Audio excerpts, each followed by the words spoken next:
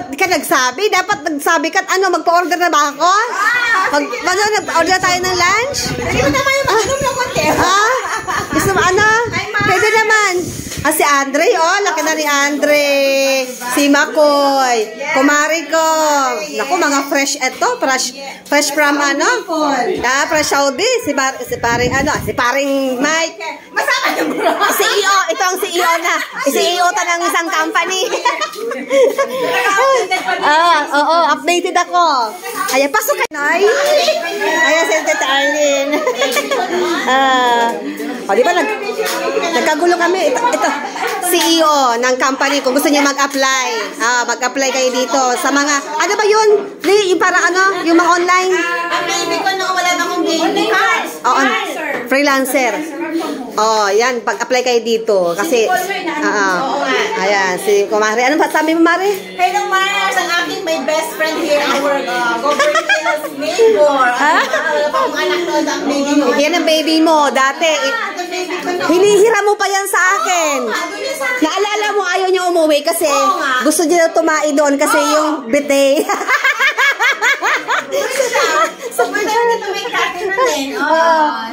May bidet daw yung sabi niya, mami, ayaw doon niya umuwi kasi yung gusto niya pumupo doon kasi yung may bidet sila. Na-booking. Ayan, laki na ng mga bata. Ano ba? Ano, magpapadeliver pa ako ng lechon.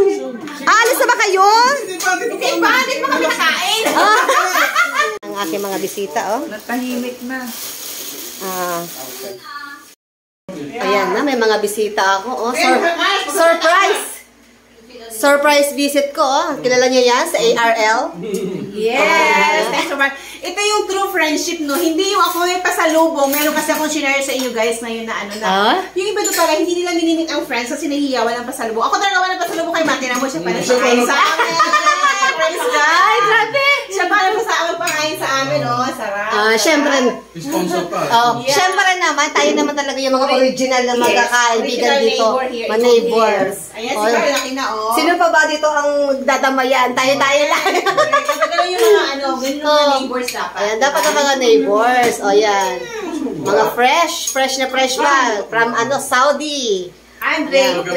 Mga English speaking pa tong mga batang to. Dati mga sanggol pa to nung nagsilayasan dito eh. Hi.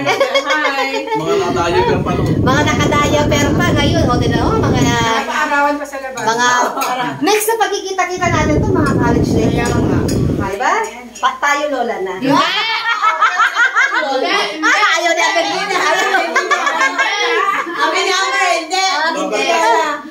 Paring Mike, ito yung alaga mo dati. Ayaw na umuwi sa bahay kasi gusto daw niya doon sa inyo mag-ano kasi may bidet. Natatandaan ko to. Oo, yan ang alaga niya. O yan, saya namin, diba? Lunch break.